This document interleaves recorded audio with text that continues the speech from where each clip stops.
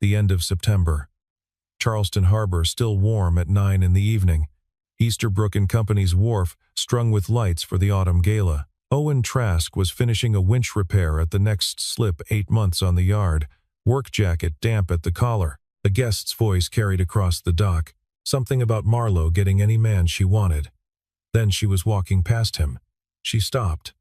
Owen said it before he could stop himself. "Whoever ends up with you's gonna be a lucky guy," Marlowe answered, almost too quiet to hear.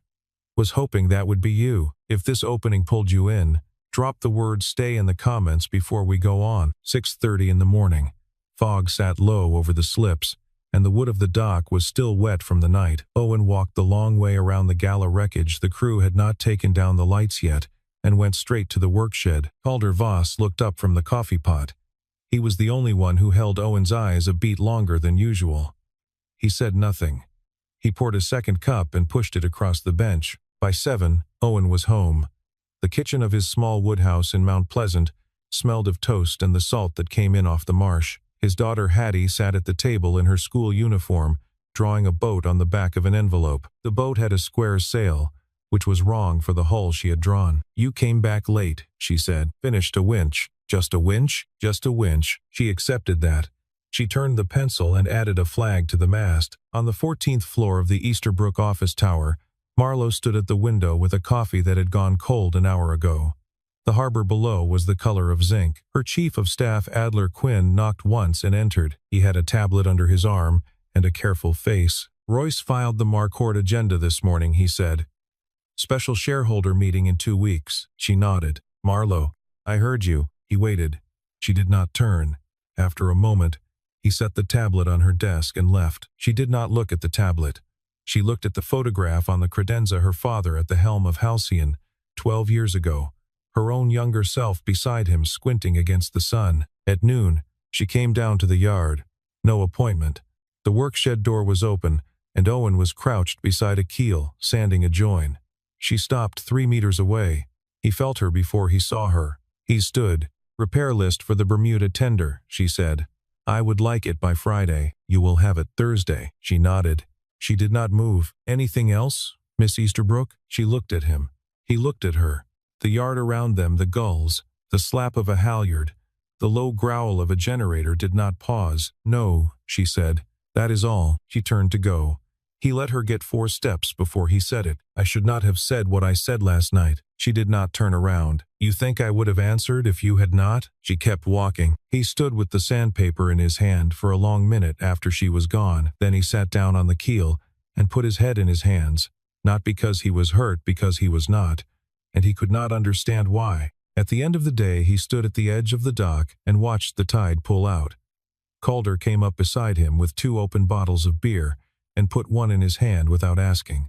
"You wanted to say it," Calder said. "I did not want to say it last night. There is not a right night for that kind of thing." They drank without speaking until the lights came on across the harbor. The next morning, Marlowe stayed in her office past the usual hour. She had a stack of brief memos on the desk and she read none of them. She stood and walked to the photograph and lifted it down from the credenza and put it flat on the desk. Halcyon. Hull line that her father had said was the most beautiful one he had ever signed off on. He had said it at the launch in 2014. She had been 22 and standing beside him with her hand on his arm, and she had asked who designed her. He had said, "The boy is too young to ruin with attention." Marlowe had laughed. Her father had not. Adler came in with the morning agenda. He glanced at the photograph on the desk. He glanced at her. "Trask at the yard," he said, as if it had just occurred to him. Calder mentioned he used to work in the Boston Design subsidiary. Marlowe did not look up. "How long ago?" 12 years, give or take." Calder did not want to say more than that. She thanked him. She waited until he was gone. Then she put her hand flat on the photograph and held it there as if to keep something from rising out of it. By midday she was at the yard. She walked past the workshed without stopping and found Owen in the storage building behind the slipways, where they kept the older hulls the company had built for itself. The doors were rolled open. He was crouched beside the keel of an unfinished hull. She did not wait for him to stand. "You designed Halcyon." He did not stand. He set his hand flat on the floor and rose slowly. I designed Halcyon. The light came in from the open door in a long slant. Dust hung in it. Outside, the gulls called and were answered. My father chose you when you were 27. He did. He told me he could not name you because attention would ruin you. He told me the same thing about silence. She sat down on a coil of cordage, as if her legs had decided for her. She did not cry. She held herself very still, the way a person does when a wave has come up unexpectedly, and they are deciding whether to brace or let it pass through. You were going to lead the design division. I was going to. What happened? He did not say Diana's name. He said, my wife was sick. We came home. She lived 18 months. After she was gone, I went into the studio and looked at my drafting table and knew I would hate the next line I drew. So I did not draw it. Marlowe was quiet for a long time. Why did you come back here? Because Halcyon is in this building. Because the harbor is where Hattie grew up. Because Calder needed a carpenter, and I needed work, and there was nowhere else I was willing to be. She nodded. She stood. She did not touch him. She walked to the open doorway and stopped with her hand on the doorframe. You should have let him say your name. He understood why I asked him not to. I know he did, she said. He always did. She left. Owen stood in the slant of light and did not move for a long time. 3 floors up in his private office, Roy Stannard opened the locked drawer of his desk and took out a sealed envelope marked Easterbrook Codicil Trust, 2014. He looked at it. He put it back. He picked up his phone. Move the meeting up, he said. 2 weeks is too long. Owen came home that night, and Hattie was at the kitchen table again, drawing. She had drawn the square sailboat again, but this time she had added a smaller boat beside it with a triangular sail. That is correct rigging, he said. I know, she said. I went to the library. He kissed the top of her head and sat down across from her. Dad? Yes. Tomorrow are you going to work early? Yes. She colored in the smaller boat. Is she pretty? He set the salt shaker down very carefully. Hot tea. You do not have to tell me. She did not look up. She finished the sail and started on the waterline. Owen watched her for a long time and did not know what to do with the part of himself that had just been seen by his daughter. The next morning Marlowe sent him an email through the company portal. It was 3 sentences. A client in Bermuda had commissioned a 38-foot tender custom build. She wanted to discuss the design parameters. Could he come up to the office at 2? He came up at 2. Her office was on the 14th floor, full of gray light off the water. She closed the door behind him. She did not sit at the desk. She sat in one of the 2 chairs by the window and gestured to the other. I am not the carpenter for that build, he said. I know. Then why am I here? She did not answer right away. She set a folder on the small table between them and did not open it. This is not a request to be the carpenter on a tender, Owen. This is me asking if you want to come back. He sat down because his knees told him to. I am not coming back. Why? He looked at the harbor through the window. A pilot boat was crossing toward the cruise terminal. He had not said any of this out loud to anyone except Calder, and Calder had not asked questions. For 8 months at the end, Diana was in a bedroom I had painted ocean blue because she said she wanted to feel like she was already in the water. I did not draw a single line for those 8 months. After she died, I went into the studio and looked at my table, and I knew if I drew the next line I would hate it. So I have not drawn one in 4 years. If I draw one now, I will know whether I hate it, and I am not ready to know that. Marlowe sat very still. Thank you for telling me, she said. She did not try to talk him out of it.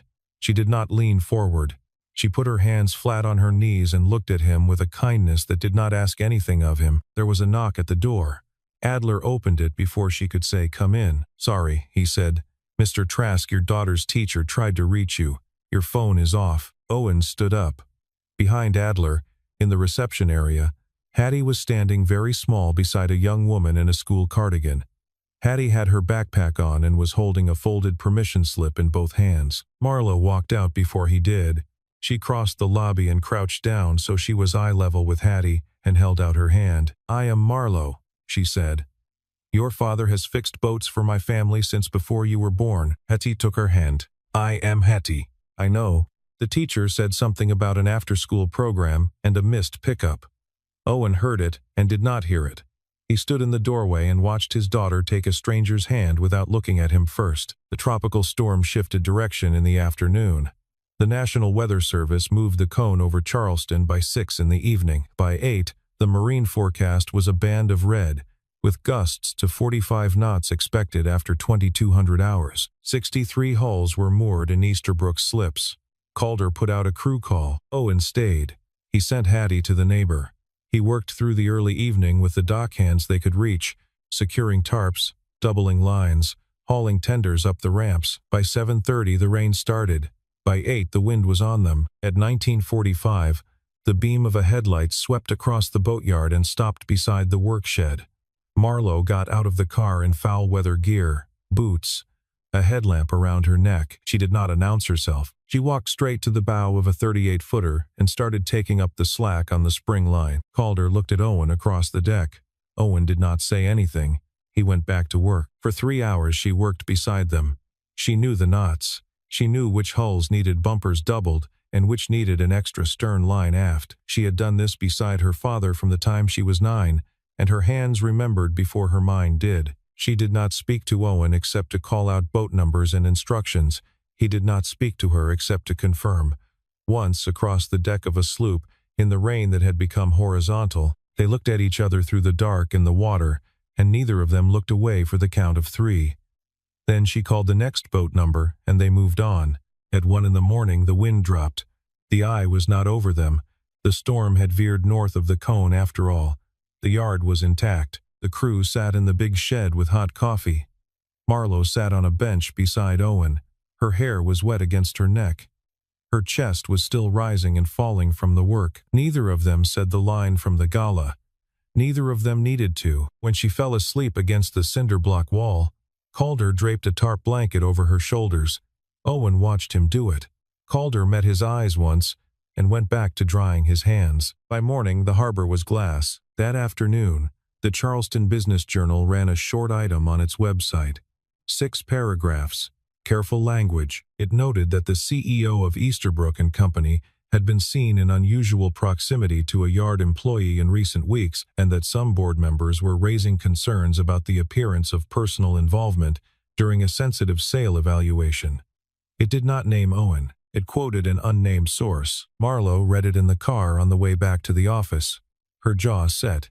She did not respond. She called Owen from her desk at 3. "Did you see the article?" "I saw it. If you want to step back, I will not hold it against you. I will not even ask you to explain." There was a long silence. "No." "Owen." I said no, Marlowe. She closed her eyes. She held the phone to her ear and listened to him breathe and did not say anything for a long moment. "Thank you," she said. She hung up. Across town in his office, Royce read the article on his computer screen and allowed himself, for the first time in 2 years, a small, precise smile. 2 days later, Owen submitted his counter-proposal to the Bermuda Tender Commission. He proposed instead a full restoration of Halcyon, the hull she had sailed with her father. The hull he had drawn at 27, the hull that had been sitting under a tarp in the storage building behind the slipways for 12 years. Marlowe approved it without comment. Calder took him into the storage building and pulled back the tarp. The paint on the hull had gone silvery in the dark. The brightwork was dull. The hull line was still perfect. Owen stood beside her for a long time with his hand on the rail. Hattie came down on the weekend. School holiday. She climbed onto the deck before Owen could lift her up, sat at the bow with her legs dangling over the side. "Dad." "Yes." "Did you really draw this?" "I drew this." "Who was it for?" "For Marlowe's family." Hattie touched the rail. She did not ask another question. Marlowe arrived in the afternoon. She wore jeans, a sweater, no makeup. She did not look like a CEO. She climbed up onto the deck without asking and sat beside Hattie at the bow. Below the deck, Owen worked on a stringer and could hear them. "You do not have a mom, do you?" Hattie said after a while. Marlowe was quiet. "How do you know that?" "Because you do not ask me about mine. People with moms always ask." Marlowe looked out over the harbor. "My mom died when I was your age." Hattie's small voice. "Do you miss her?" "Every day. But I do not feel sad anymore. I just remember her." Hattie nodded slowly, the way a person does who has just been told something true that they already half knew. "Me too," she said. Below the deck, Owen sat back on his heels and rested his forearm across his knee. He did not breathe loudly. He kept his hands very still. At the end of the day, Marlowe walked Hattie back to Owen's pickup and waited beside her until Owen came out. She did not say goodbye. She just touched Hattie's shoulder and walked to her car. That evening, Royce was waiting in the parking deck when Marlowe came down from the office. He stood beside her car, hands in his coat pockets. "Vote with us, Marlowe." "No." "Then there is something about your father I will make public." She unlocked her car. "Royce, you do not have anything about my father I do not already know." He smiled. He had the smile of a man who had been holding a card for a very long time and was about to play it. "That is because he kept something from you." "I will not." He walked away across the deck. His footsteps echoed off the concrete pillars. Marlowe stood beside her car with her hand on the door handle. She did not get in for a long time. Monday morning, Calder asked Marlowe to come to the file room behind the work shed. He locked the door behind her. He opened the old steel safe in the corner and took out a manila envelope that had been in there for 2 years. "Your father gave me this 6 months before he died," he said. "He told me to give it to you when you were ready to look at it without flinching. I have waited 2 years. I am not waiting any longer." She opened the envelope at the workbench. Inside were 2 documents. The first was a copy of a codicil to her father's will, dated 2014, executed before 2 witnesses. It assigned 8% of his personal Easterbrook shares to a private trust, with voting rights vested in a single named beneficiary until 2030. The beneficiary was Owen Trask. The second document was a letter in her father's handwriting. She read it standing. He had written that he knew the board would push for a sale after he was gone. He had written that he had chosen Owen because Owen had once turned down $1 million from him to keep the quality of a single weld on a hull. He had written that he needed Marlowe to have someone beside her who would not sell heritage for any price, and that he could think of no one else. He had written that he had not told her in life because he did not want her to inherit a command.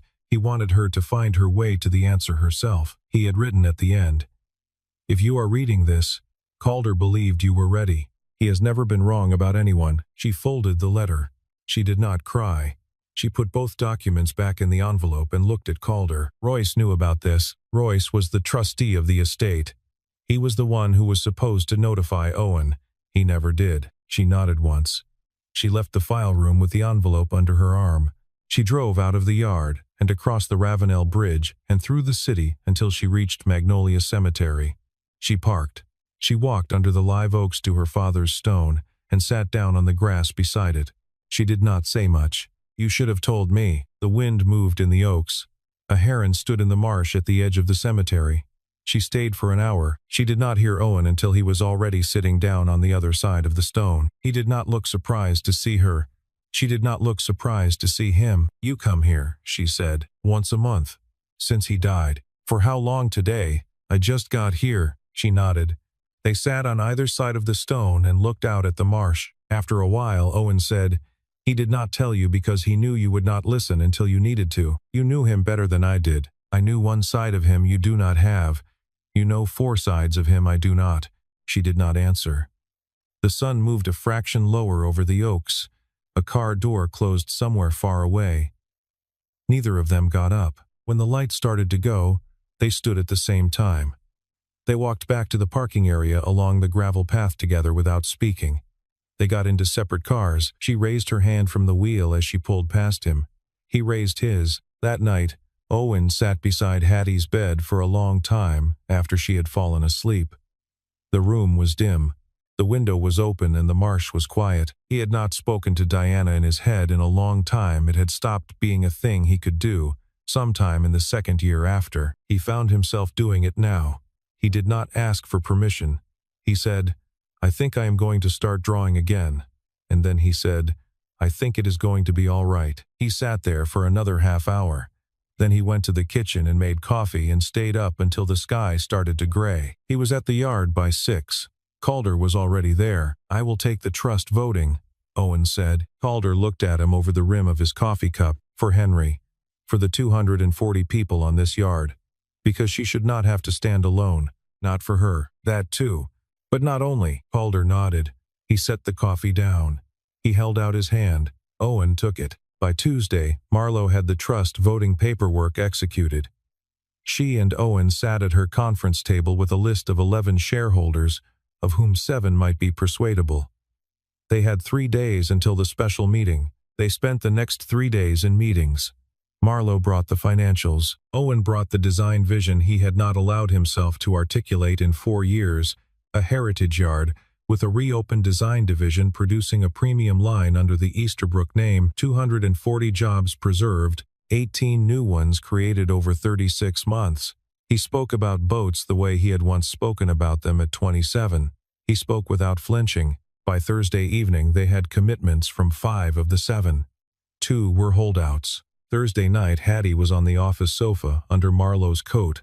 Owen had brought her because school was on a teacher workday, and the neighbor was at her sister's in Savannah. Marlowe had laid the coat over her at some point without a word. At 10:30, Marlowe stood up from the conference table to stretch. Owen stood too. They ended up on the same side of the table, in the half-light, with Hattie sleeping 10 feet away. He reached up and moved a piece of hair off her face. He stopped with his hand still close to her cheek. She did not move. For a long count of seconds, neither of them did anything. He could have closed the distance. She could have lifted her chin.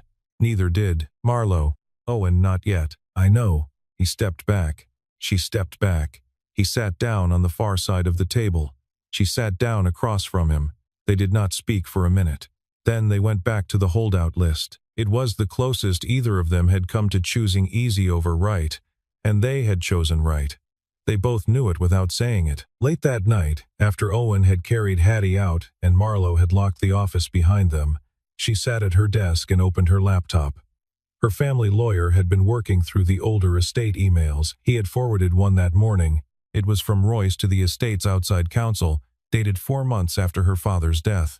It read, "Do not notify beneficiary of trust until I confirm. Confirmation may not come." She read it 3 times. She forwarded it to her own attorney with a single line, "File Friday morning before the meeting." She closed the laptop. Friday morning.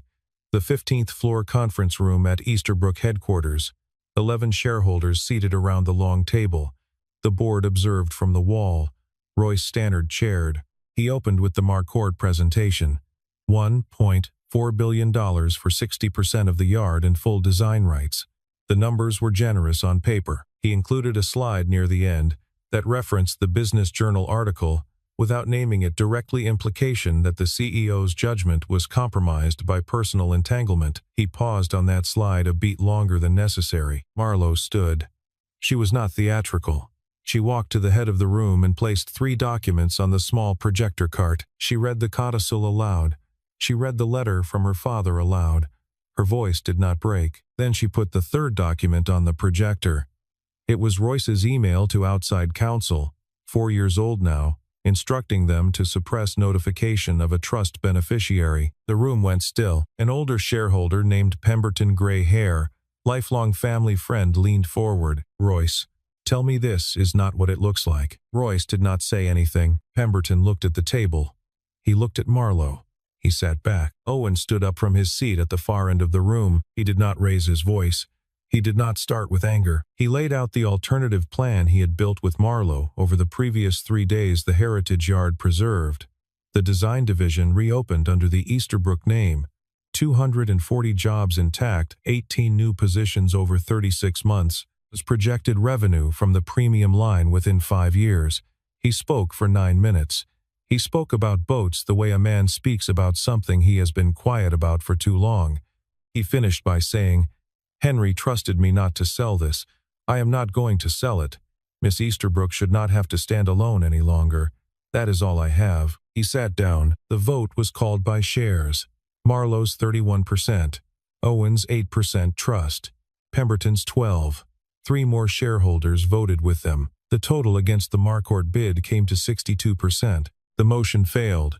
Pemberton, as senior shareholder, made the second motion, that Royce Stannard be removed as chairman of the board immediately, pending civil action by the Easterbrook estate for breach of fiduciary duty. The vote was unanimous, excluding Royce. Royce stood. He gathered his papers. He did not look at anyone. He walked out of the room. He stopped at the elevator bank.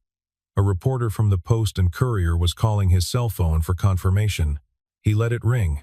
The elevator doors opened and he stepped in. He had spent 30 years building leverage in this company and in this city, and for the first time in his adult life he could think of nothing to say back. In the conference room, Marlowe and Owen did not look at each other immediately.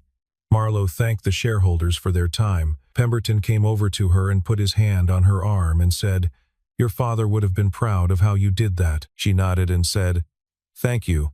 Henry would have liked you saying so." When the room had emptied, she and Owen were left at the long table. They sat for a moment in the silence. Outside the window, the harbor was full of light. She said, "We should get out of this room." He stood. Yes. They walked out together. That evening they ate at Owen's house in Mount Pleasant. Marlowe brought an apple pie she had made at her own kitchen that afternoon, between meetings with her attorney. The crust had burned slightly at the edges. Hattie ate 2 slices without commenting on it. The kitchen smelled of cinnamon and the salt that came in off the marsh. Hattie talked about school. The 3rd grade class was studying the estuary, and the teacher had told them about the species of fish that lived in Charleston Harbor. Marlowe named 4 of them correctly, including the redfish that her father had taught her to identify when she was Hattie's age. Hattie looked at her with quiet wonder. After the dishes, Hattie went off to brush her teeth on her own. She did not have to be reminded. Owen watched her go down the hall and stood with a dish towel in his hand for a moment longer than he needed to. "What?" Marlowe said. "She used to need to be told to brush." "How long since?" "Tonight is the first time." Marlowe did not say anything to that. She picked up the dish towel and started drying. After Hattie was in bed, they went out to the back porch. The marsh was almost dark.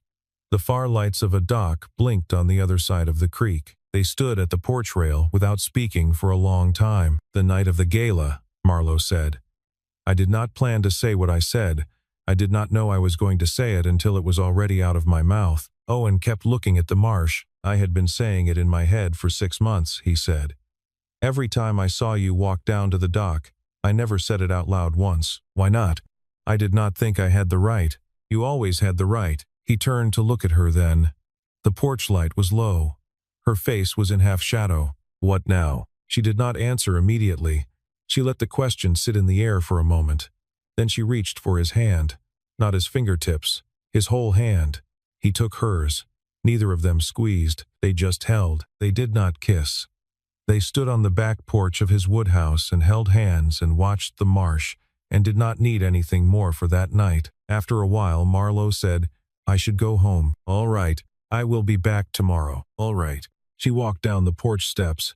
She did not look back at the door, but she lifted her hand without turning. He stood at the screen and watched her get into her car. He stood there until her taillights had gone past the bend in the road, and the sound of the engine had been lost in the marsh. Inside, the kitchen light was still on. He turned it off. He stood in the dark for a moment with his hand on the switch. He could hear Hattie breathing in the back bedroom. He could hear the tide coming in. He had not known, 4 years ago, that there was a version of his life on the other side of the one he was living. He had not allowed himself to imagine one. Tonight, for the first time, he could see it. He went to bed. 6 weeks later, the last Saturday in November, Charleston in a warm spell, light north wind, sky the color of a clean shell. Royce Stannard had resigned from the board 2 weeks earlier. The civil case had been filed and was moving through the discovery phase. The Marcord bid had been formally withdrawn. Pemberton had been named interim chairman. The design division of Easterbrook & Company would reopen in February under Owen Trask, design director, 25 hours a week with a clause for school pickup. Hattie had started in the Cooper River Youth Sailing Program. Marlowe had filled out the registration 2 weeks earlier without being asked. That morning, Halcyon went back in the water. It was a small ceremony. No press. The yard crew, Calder, Hattie, Owen, Marlowe. Owen handed Hattie the chalk for the keel marking. It was a tradition Henry had taught him 12 years ago. The designer marked the hull with one small word before the launch. Hattie sat down on the ground beside the keel and wrote her name in small, careful letters on the underside, in a spot only she would know about. She wrote, "Hattie was here." Owen looked at it. He did not erase it. He stood up and offered her his hand, and she took it. They launched. Halcyon went in the water clean. The hull line was still perfect. Calder had been right 12 years ago. It was the most beautiful one Henry had ever signed off on. Owen took the helm. Marlowe stood beside him. Hattie sat amidships with her hands flat on her own knees, looking out at the harbor. They sailed past the battery and into the open water of the harbor. The wind held steady. The sails were full. Hattie did not look at either of them. She looked at Fort Sumter and at the far end of Sullivan's Island and at a brown pelican that crossed the bow at deck height. "Dad?" she said. "Yes." "Is Marlowe going to come sailing with us again?" Owen did not look at Marlowe. He kept his hand on the helm and his eye on the leeward telltale. "I was hoping she would," he said. Marlowe was looking out at Sullivan's Island. She did not turn her head. She smiled. Small. The kind of smile a person smiles when they have heard exactly what they were waiting to hear. "I will," she said. Hattie nodded once and went back to watching the pelican. The line from the night of the gala, they did not say it again. None of the three of them needed to. The answer had been given a month earlier on a back porch in Mount Pleasant, and it had been given again now in the smaller voice of a child who had heard everything she needed to. Halcyon turned out toward the open water. The sun came higher over the harbor. The yard behind them was already small. They did not need to say where they were going. They did not need to say when they would turn back. The wind was good. The boat was sound. Owen had his hand on the helm of a hull he had drawn at 27. A woman he had not allowed himself to want stood beside him. A daughter he had carried alone for 4 years sat at his feet. He had not, 4 years ago, thought a day like this was possible. It was possible. The bow held its line.